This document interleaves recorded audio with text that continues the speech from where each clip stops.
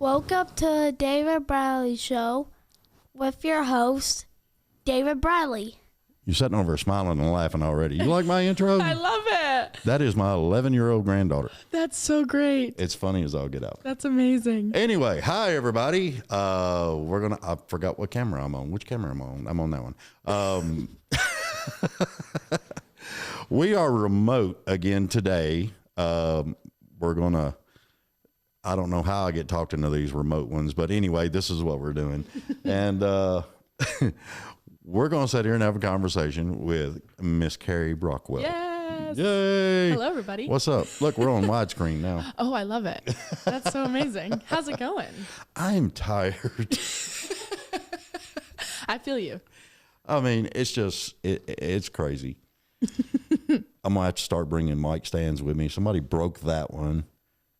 Terrible. Yeah, it's just nuts.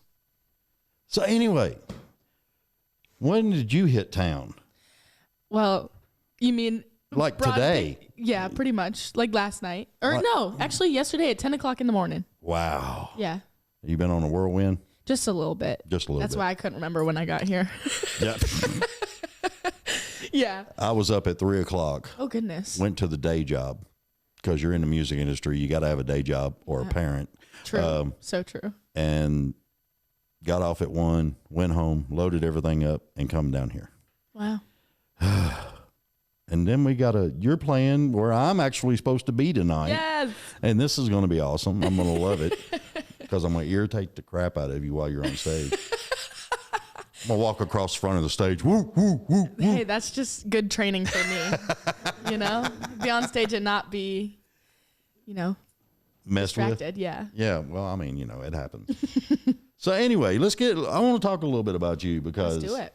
I've actually been looking at your stuff for about 6 months. Okay. And finally got David to answer me.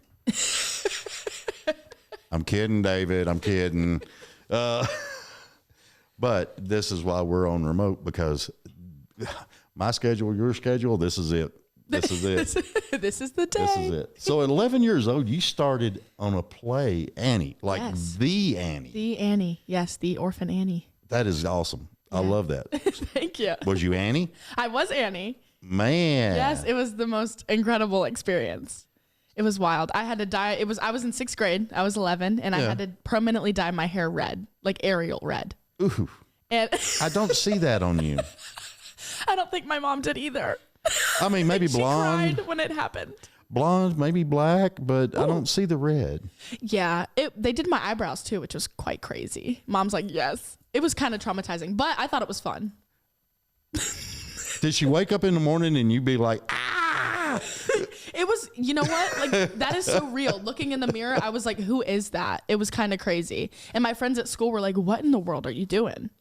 And, but it was super cool. I got to work. It was my first time working with adults in theater. Mm-hmm. And, cause I grew up, doing a lot of local theater and things. And that's how, Annie was the moment for me when I fell in love with like hearing the applause and that rush.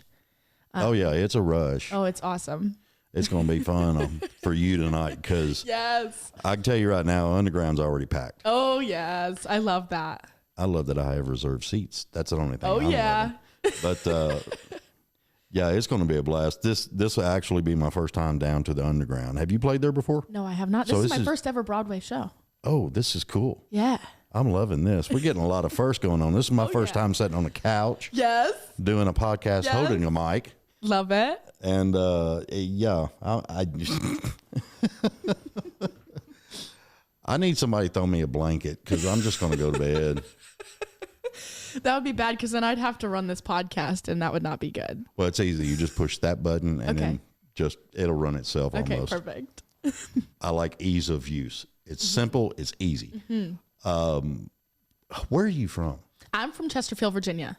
Chesterfield, Virginia. Yes, so like... Because she was telling me a different Virginia, and then she said North Virginia, and I was just like, where was it? You said Rochester? What? I don't remember. She's like, why are you saying this? This is one hell of a time for you to just shut up. Every other time you're talking.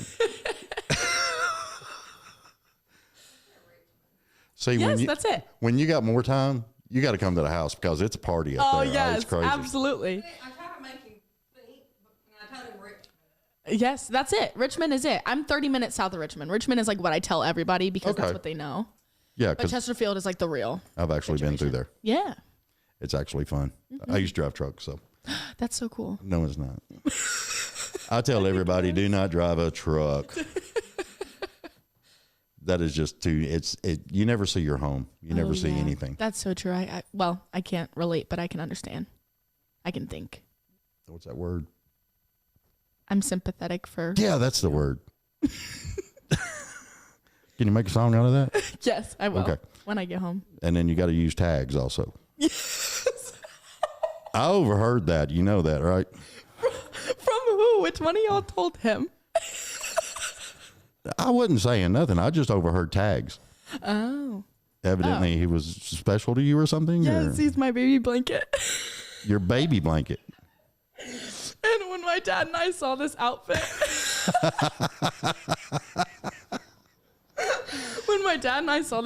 in the store, we were like, oh my gosh, this fringe looks like my baby blanket. And so I was thinking sheepdog. Thank I you. mean, you know. yeah, that's also very true. I can see that. Yeah. But I was like, we should post it on Facebook because, like my aunt who got the baby blanket for me would love it. And everybody would Okay. love to see that connection. I see. I thought it was a pet. No. I didn't see pictures or anything. They was just a conversation. Oh, okay. So you can holler at somebody about that later. It's okay. I gave him permission to post it and tag me, so it was okay. Hey, I want that picture. We'll pop it up on the screen. Make sure both my blankets are in my pack bag before we leave.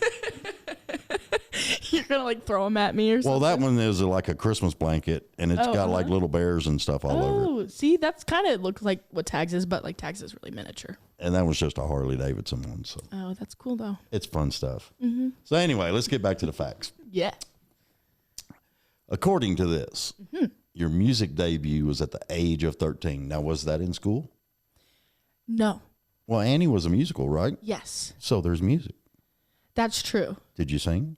Yeah. You played the lead. Yes, I did. Okay. Yeah, so I guess that would technically be like my big musical theater debut, which I don't know if I would, classify that as my music debut, but I guess it could be. Yeah, for sure. Yeah, because, I mean, it was a musical. Yeah, for sure. But when I first started playing gigs, I actually was 14. Okay. Yeah, it was a year later in my neighborhood during 2020. That was a crazy time. Yeah, that was right before COVID, wasn't it? Yeah, it was in the middle, October of that year. Okay, yeah. Yes. And so, I'd always been in musical theater and I'd always loved theater. But then COVID hit and I had to figure out how to, like express my emotions and do those, tell my stories and because I always loved stepping into other people's shoes and telling their stories. But then it was like, oh, so what do I do now? And then I was like, well, I guess I could tell my own story. And Well, you could, yeah. So I picked up one of my dad's guitars and I had started playing. And I taught myself guitar at like 3rd, 4th grade. But Awesome. I really did start getting serious about it in 2020 when I wrote that song, my first song, Rock. And see, I find that interesting because I don't know if you cruise YouTube or anything like that, but I have noticed there's more women playing guitar now. And, well, Nita Strauss. God, I totally blanked. I had a whole list of them in my head, and I totally blanked. That's okay. Nikki Stringfield, Orinthia, I believe her name is, and a bunch of them, and they're playing like lead Isn't electric. it awesome? I think that's so awesome. And then I run across these videos of these little kids Shredding. just tearing Absolutely. it up. Yes, eating it up. It's crazy, isn't it? I'm like, whoa. Yeah. It's wild. I'm like, why can't I do that? Yeah, well, why can't I? I can't play nothing. I take If you that tried back. hard enough, you could. No, I'm damn good at a tambourine. That's right. And something that a lot of people don't play anymore. I rock on a set of spoons. Oh, yes. That's amazing. And a lot of people don't do that no more. No. I can't play the spoons. I know somebody who can. Yeah. There was some guy in my neighborhood who would always try to put spoons in my pocket. You know exactly who I'm talking about. Did he have a crush on you too? No, he was Okay, I my was dad's just checking. friend. That would be quite weird. Yeah, that's next. Yeah, next topic. Oh, I keep falling down on myself. I'll fix it. Well, you got to tighten it up. Yeah. I balanced it out. We're all good. You think you got it? Yep. Okay, just checking. I feel like a fat old man sitting on this couch. Don't even. Look, I'm sitting Don't on my, I'm even. resting on my belly. Can't.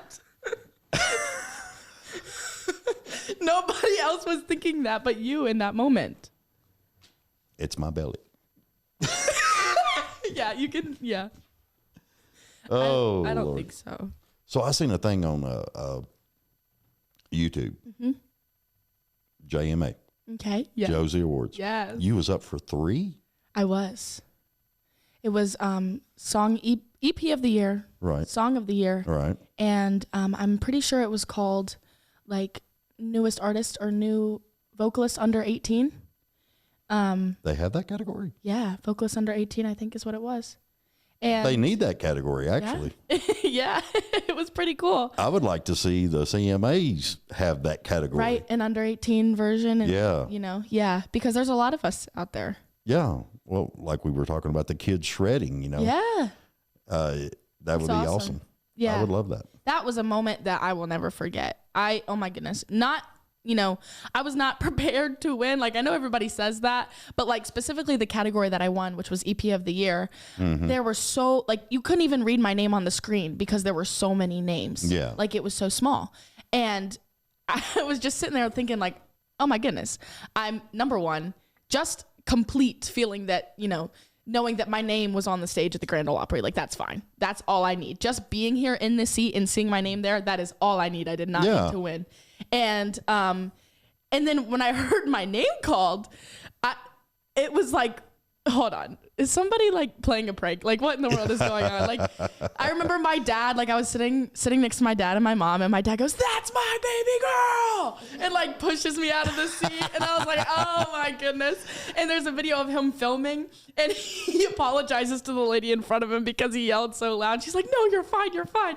But I just remember feeling just so like, oh my gosh, my legs are not going to work right now. Like, I don't think I can walk onto this stage, because it was like, shoot, the Grand Ole Opry is my, that's my dream. Being on that stage is my dream. And so to get that glimpse of what it would look like, See, I think that's a tease, because you got to walk across the circle. Well, no, I stood there and did a little speech. So I stood there for a second. So you was in a circle. Yeah, okay. yeah. Well, that would have done it for me. I'd have been like, absolutely true. Yeah. here. You know what? I mean, everybody take my picture right now where here, I'm in right this now. spot. Yes.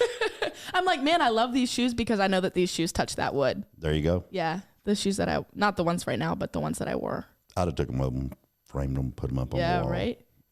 Just because Only they the went across. bottoms, though. Like, stick them up in the frame so the bottoms are shown. That's just weird. These listeners are going to be like, Carrie, what in the world? And they're going to be like, Lord. Anyway, this is me, guys. I done got myself into something, I'm telling you. But that's cool. I love that. And what category was it that you won? EP of the year. EP For of the my year. first EP, my debut EP impressions of the songs, all of those songs I wrote by myself when I was 14. No co-write, no nothing. Just you. Just me. All the musicians, I gave them freedom. I didn't write out their parts specifically, but I wrote all the chord progressions and composed all the songs. And I wrote all the lyrics. And yeah, that was it.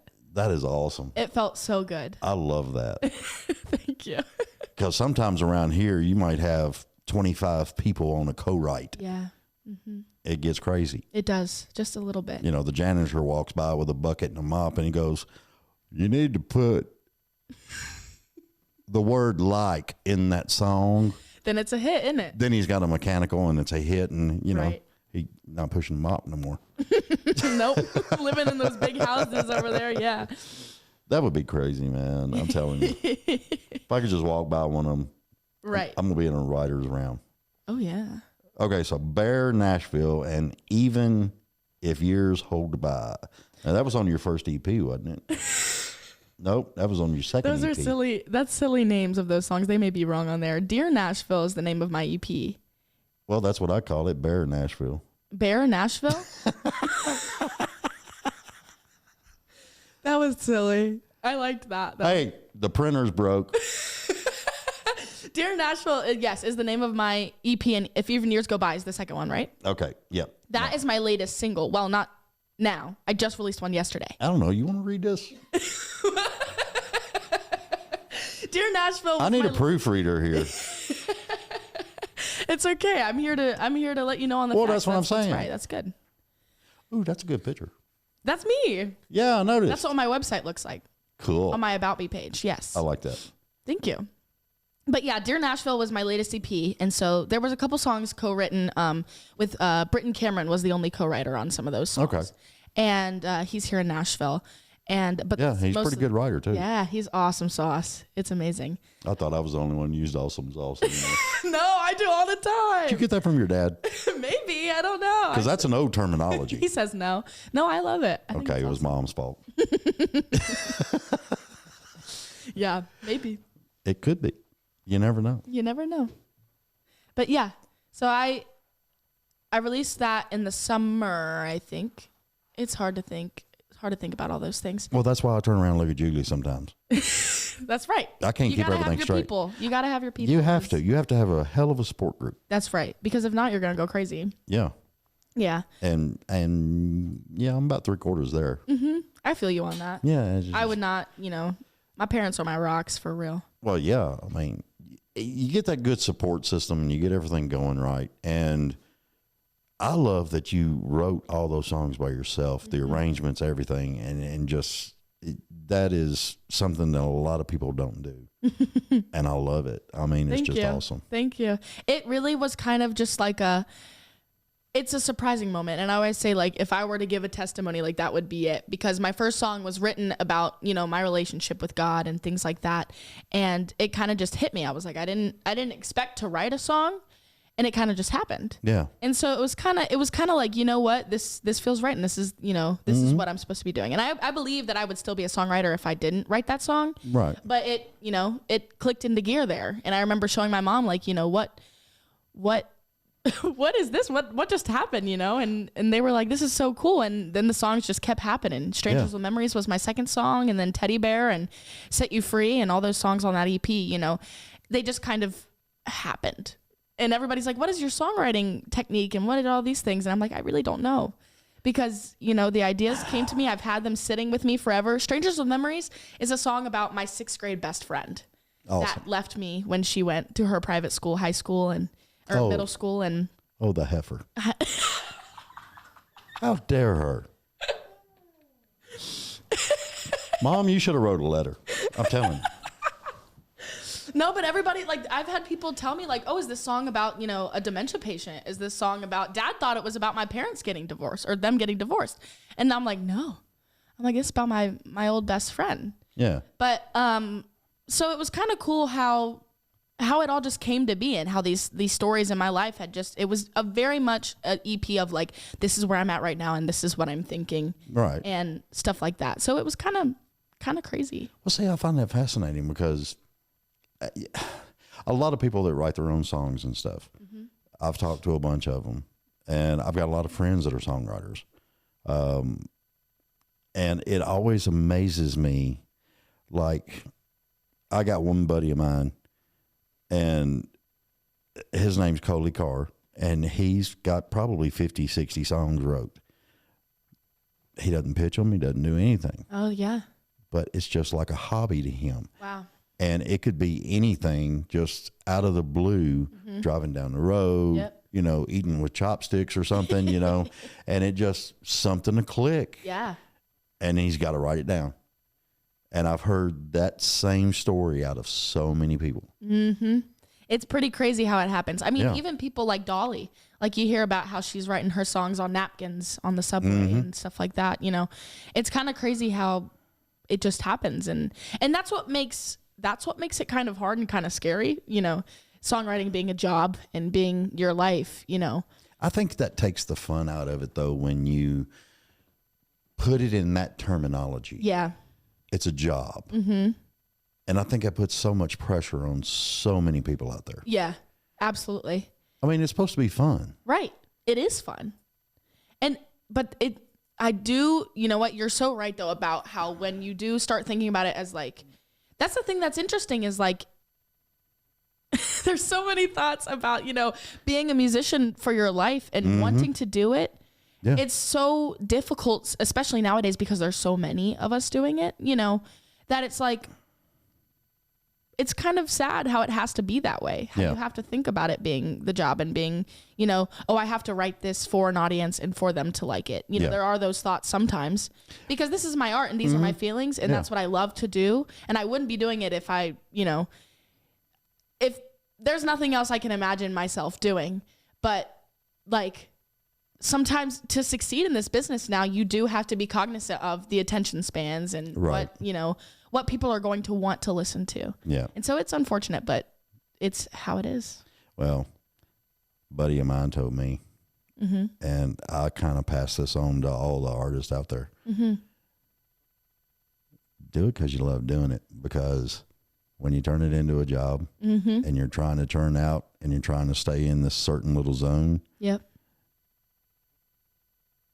it doesn't work. Yeah. You got to do it because you love it. There's a passion. And that's where you're going to get the best songs. And so many people out there, they'll get discouraged by the crazy evil side of the music industry. People trying to rob you and all that other stuff. Yeah.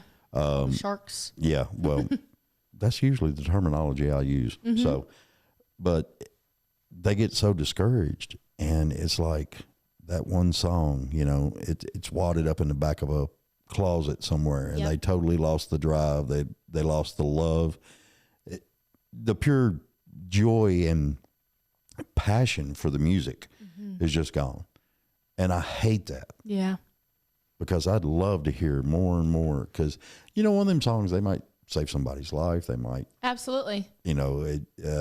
Creed. I was going through a divorce, and I was listening to early Creed. And it helped me out a lot. Yeah. It's those deepest feelings when artists connect with their feelings and, really write from what they're thinking. That's what moves people the most, I think. Oh, yeah. And so it's pretty fascinating, really. It is.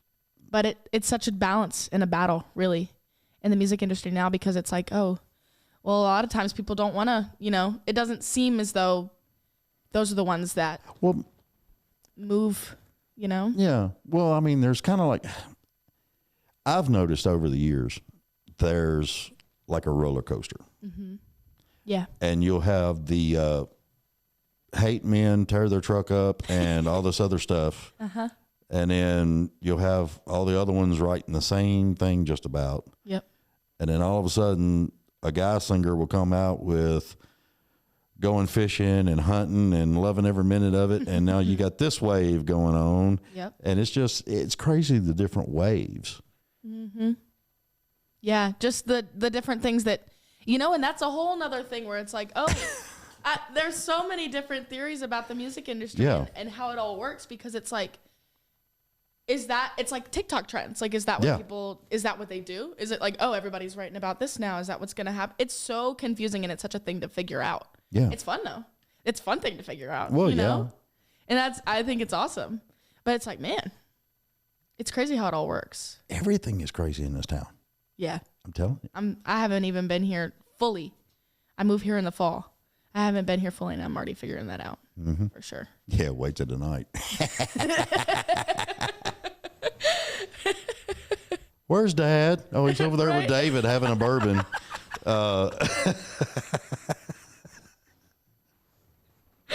That is so funny. Oh, it's, well, I mean, this is your first time on Broadway. Yes. So it is going to be take it all in. Oh, yeah. You got to take it all in. Oh, yeah. And the underground is a really good spot to go. And it's going to be, I can't wait to see you on stage. I really can't. It's going to be a blast. Thank you. I'm so excited. This is so fun because I've been writing a lot of new songs and co-writing a lot of new songs that, have a different sound to them, a little more rocked up Stevie Nicks type vibe. Okay, cool. And so it's going to be a fun time to bring out some new stuff. And I was hoping you'd say that. And also some fun covers we're going to have. And, I think it's going to be a great time. I'm so excited. I don't know. It's hard to put, just because it's happening, it's so hard to put it into words how I feel about it. Because this is the thing that, me being 10 years old coming here in spring break, mom and I went down to Broadway and watched some people play. And I'm like, man, I'd love to do that. I'd love to be like them one day. Yep. And now I am like them one day. Yep. What'd you say? Oh, I did. I was 10 years old and we went to Wannabes, the karaoke bar, and I sang Before He Cheats at 10 years old. And I was like, I told you, I was like, why didn't we do that every single night? You should have took the tip jar up there with you. For real. You'd have got some money on that one. I was like, I just remember being nervous out of my mind, but it was so fun. And then, oh my goodness, sophomore year, we came here to tour Belmont and to, I can't remember what we were doing, but we were here, I think, doing some work stuff. We may have been meeting some people. Yeah, we were meeting some people. And I talked, this was after I was on Idol. So I had told the bartender, I was like, hey, I was on Idol. Like, I'd love to hop up there with the band. Like, here's my CD or whatever. Yep. Let me drop this little plug. Hey.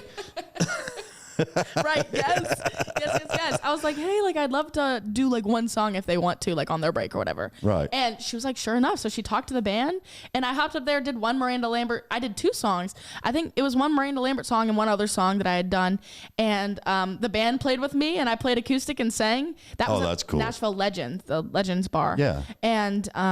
And that was so awesome. I was like, well, how fun was that? They just let me, hop right on up there with them. And everybody loved it too. There were people from Virginia there. There were people, it was so cool just to have, see how supportive that room was, even though I was just a girl off the street they didn't know. Well, I mean, that's the way they are. Yeah, it's awesome. I mean, if you get up there, you got a talent and you're good at it, them people are going to go nuts. Yeah. Because they have some that don't have no talent. I didn't say that. Say what? So how are you balancing school and the career? Great question. So it's a hard thing because I actually have a song that I just wrote about it. It's called Find a Way. And I wrote this song with Christian Stallnecker, but it was about, how I'm not going to homecoming. I'm not going to, the basketball games, the football games. That's the one I will go to. You're going to go to prom? Yes. Are you going to sing at prom?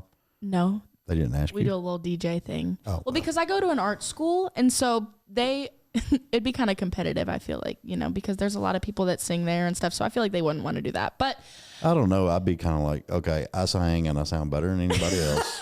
No. I'd be doing the little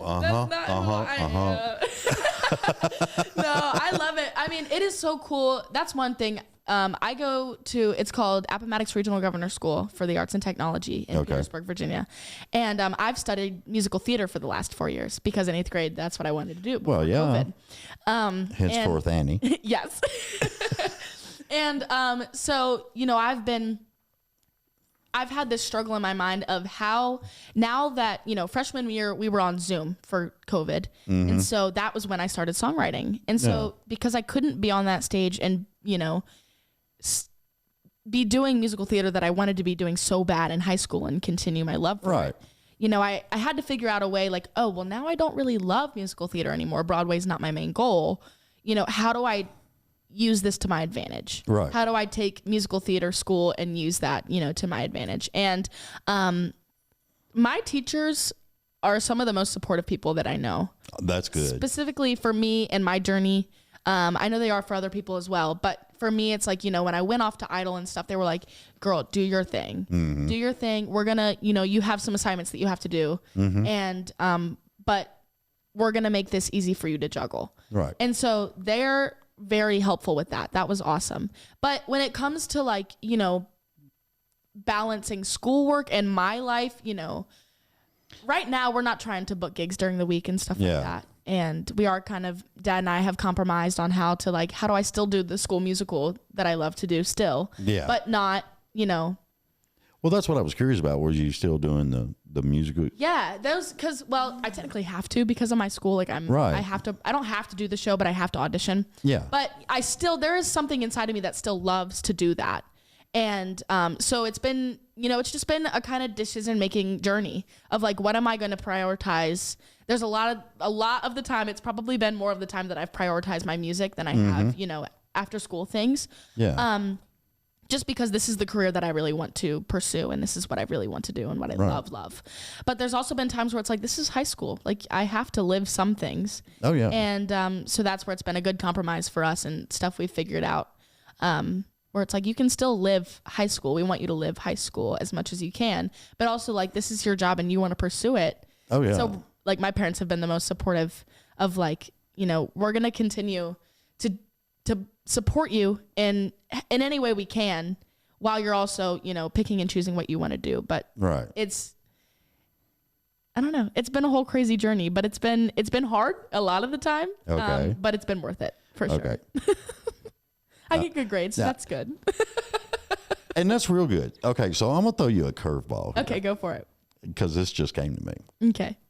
Because at 17, I had a 67 Mustang Fastback GT. Okay. Long hair. I was actually skinny. Oh my goodness. But I was out running the roads and I was out, you know, we were all meeting out at Rivergate, hanging out. We were cruising. Yep. Because, you know, y'all remember back in the day, you could cruise. It was fun.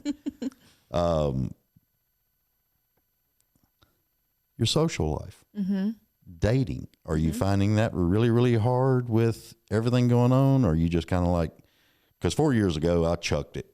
I said, I'm done. I'm just going to concentrate on me. So have you done something like that or?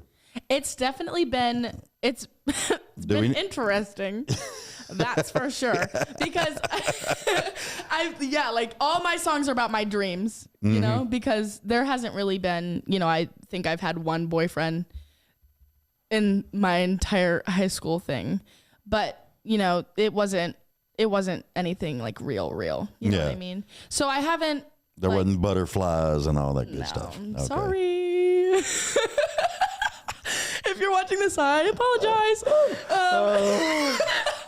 No, he was kind of cute and he had a nice truck, but not even. He was kind of cute and that was about it. But my mom's laughing. Anyway, but yeah. I think I opened a can of worms on this one. I'm sorry. Okay, it's okay. I love it. Nobody asked me this question, so I love it. But yeah, so I mean, it's been kind of hard because, you know, like it's not like I can go and hang out and have sleepovers every weekend. Right. You know, I'm playing gigs and I'm getting those experiences. And so. Well, you're getting recognition too, you know, and with being on Idol and everything, everybody would recognize you. That's another big thing where it's like, there are some kids, you know, in no way am I like a partier. Right. But like, there are kids who are like partying every weekend. And I'm like, I cannot even like, not saying that I would indulge in anything, but like, I cannot even be there, you know, because I was afraid and I was protecting myself of people taking videos with that kind of stuff around me. And I had to be really cognizant of who I'm around and what I'm, you know, what situations I'm putting myself in. Right. And so that's kind of been also just a self choice of like, I'm not going to be in that scene. Yeah. Cause I'm thinking what we used to do is there was a bunch of 4-wheel drive trucks. So we were always off-roading somewhere. Right. There was always a bonfire, you know, and it didn't matter if you drank or you didn't drink. Right. You know, everybody respected what your choice was, you know, and it was just like, I still replay those events in my head and it was a part of my life. Yeah. And that's what I was curious about because I think I've only had one person, Julie, how old was Bo? Bo was 16, wasn't he? 16-year-old photographer. Oh. And he taught everything himself. You know, it's Bo knows photos. And the kid, he took pictures of me. And I'd never had actual professional shots. You know, it's always Julie with a phone or Caitlin every now and then, the producer that's not here. Does she still get credit on this? No? Okay. Uh-oh. Julie said no. But you know, it's all those times you lived it and you had fun and there was no regrets. And I was just curious and not, you know, to open up sore wounds or anything else, you know, and It hit me. I'm sorry. No, don't apologize. It's fine. It's fine. I've accepted it at this point. It Yeah. is sad for me because I'm like, oh, like y'all used to talk about how you guys were just in the woods somewhere, you know? Oh, God, just, yes. Mom's like, what in the world? Hey, Dad. I can't. Anyway, I didn't. Okay, say that. Dad said you were safe. Everything's fine. That's right. Baseball terms. Safe. See, I know sports. But yeah, like there are those experiences where it's like, oh, I'm sad that I missed out on that. But my career and what I love doing is going to be so much more. It's sad because it's like, oh yeah, you have to live life to write songs. You have to experience things to write what people know and for people to relate. But I feel like what I have made for myself is so much more worth the crazy parties, you know? And I hope. well, yeah, you know, and okay, I'm gonna give you the good side to look at. Okay. Nobody's slipping something in your drink. Yep. Nobody's writing on your forehead crazy words. Very true. And now with how much social media there is, pictures of me are not stuck on the internet doing crazy things, you know? Yeah, exactly. Because I was in my bedroom Yeah. writing songs and I was hanging out with my parents. Yeah. You know? Sad life, but it's worth it. I heard I love that. my parents. Did you hear that? I know. That's true also. Dad says you were in Austin, Texas auditioning for American Idol. That's also true. Yeah. That's what I was doing. And I've been, you know, talking with my best friends that I made on Idol ever since, you know, and so it's. You know, I've heard that the Idol is an experience in itself. It's, you know, and everybody in the music industry understands everything about that whole Right. thing. Yeah. But what I like is I have heard so many stories of contestants and other contestants actually becoming best friends out of all of that. Absolutely. And I love that because that plays back into what the music industry really used to be back in before I got old. Everybody helped everybody, you know, and I was doing lighting and sound. And I remember I did a gig one time and I had my full rig there and a patch cable went out and I didn't have another one. The musicians did not have a patch cable. And a buddy of mine drove 30 minutes Wow. off of his gig to bring me that patch cable so I could do my show that night. Wow. Yeah, that's awesome. That's camaraderie that used to go on in this town. And I miss it. I wish they'd get back to it. It is crazy. I mean, I'm telling you, my best friends live in Alabama and Texas right now. Right. And so it's like, number one, I'm so thankful to have met them and to have them as my, you know, my people now. Yeah. You could even co-write with them. Oh, absolutely. We do. Yeah. That's awesome. Yeah. There's some of my friends. I've played shows with them. I've gotten them. One of my friends, Hazi, I've had him come out and play with me at my shows. And you know, I've brought my, my two best friends, Colby Cobb and Corey Curtis, those two, they've been, you know, we did a little backyard show and thing for the neighborhood and Oh, that's I brought them awesome. out. And so it's been awesome. You know, what has come from it. We definitely are Right. writing together, sharing each other's songs and definitely helping each other in music business, but also it's just so awesome to have, you know, because that's a type of experience that not too many, I mean, there are people who obviously know what goes on, Right. but you know, it's different when the person was there with you in the moment and experienced the same thing and the same feelings because, you know, it's not like I could talk to my best friend from home No. about all those things. No. You know, she never knew what it felt like to, you know, be eliminated and not know why. Yeah. And those things and that, you know, that question of like, what was it? And, you know, so it was definitely special and it is still special to this day to have those people. I say that's what I love. I find that awesome. And Yeah. I'm so glad that you actually got some friends out of it that, I mean, most of the time they're the ride and dies, man. Absolutely. Yeah, for sure. Just like I made a good friend when I got my truck stuck and I couldn't get it free. And he had a chain. That's right. That was my best friend. Those are people you need in those moments. Yep. Only cost I'm me saying. 1/5 of what was left of the Jack Daniels. Oh my goodness. That was it. But that was awesome.